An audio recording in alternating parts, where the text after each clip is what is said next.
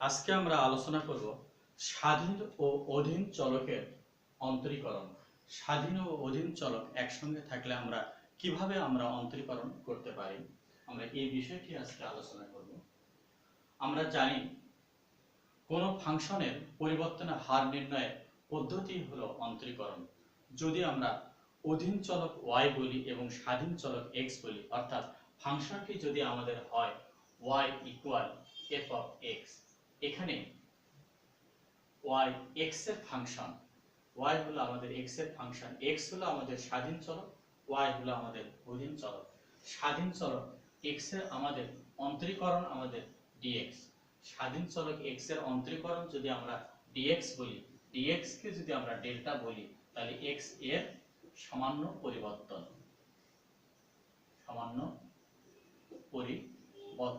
তাহলে x এর আমরা পরিবর্তন পাচ্ছি।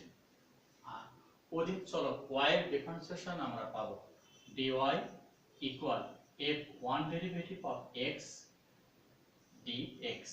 আমরা এটাকে dy অধীন চলকের ডিফারেন্সিয়েশন আমরা এইটা পাচ্ছি।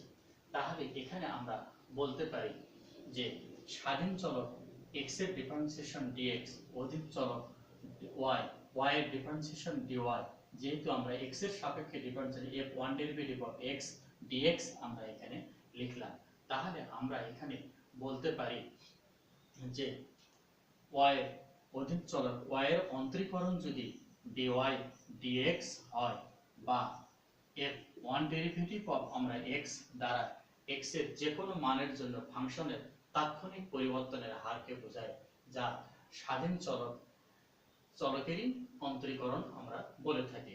অনুরূপভাবে আমরা উদাহরণ হিসাবে আমরা এখানে নিতে পারি, যদি আমরা y equal f of x equal যদি আমরা x to the power n নেই, তাহলে x এর সাপেক্ষে যদি আমরা অন্তরীকরণ করি dy equal f1 derivative of x, এখানে dx আমরা লিখতে পারি equal n x to the power n minus 1 dx আমরা লিখতে পারি।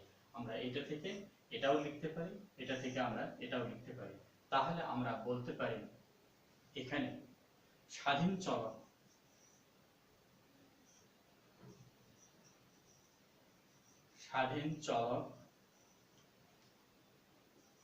x এর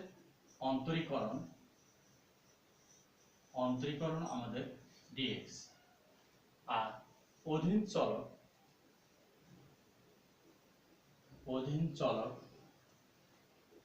y এর অন্তরীকরণ dy, বা f1 ডেরিভেটিভ অফ dx, বা n x to the power n minus 1 dx। তাহলে এই জায়গাটিতে আমরা বুঝলাম এই অংশটি হচ্ছে আমাদের স্বাধীন চলক x এর অন্তরীকরণ, আর পুরো এই অংশটি হচ্ছে আমরা অধীন চলক y এর অন্তরীকরণ। তাহলে y এর অন্তরীকরণ dy লিখতে পারি, বা n x to the power n minus 1 dx আমরা লিখতে পারি। তাহলে এখানে স্বাধীন এবং অধীন চলক আমরা যদি একসঙ্গে আমরা থাকে, তখন আমরা এই অন্তরীকরণগুলো আমরা এভাবে করব। এখানে আমরা লিখেছি y equal f of x, x হলো স্বাধীন, y হলো অধীন, x এর ডিফারেন্সিয়েশন dx মানে ডেল্টা x, x এর সামান্য পরিবর্তন, আর y এর differentiation dy equal f1 derivative of x dx। তাহলে y এর differentiation dy dx by f1 derivative of x। এখানে উদাহরণ হিসেবে আমরা নিয়েছি y equal f of x equal x to the power n, তাহলে dy equal f1 derivative of x dx n x to the power n minus 1 dx। তাহলে স্বাধীন চলক x এর অন্তরীকরণকে আমরা dx বলি, আর অধীন চলক y এর অন্তরীকরণ dy বা f1 derivative of x dx n x to the power n minus 1 dx। এই অংশটিকে dx টাকে আমরা স্বাধীন চলক x এর ডিফারেন্সিয়েশন, আর পুরো অংশটাকে আমরা বলবো অধীন চলক y এর ডিফারেন্সিয়েশন। এই হলো আমাদের স্বাধীন এবং অধীন চলকের অন্তরীকরণ করার আমাদের নিয়ম। এরপর আমরা এই নিয়মের কিছু অঙ্ক সলভ করব। আজকে এখানেই, আল্লাহ হাফেজ।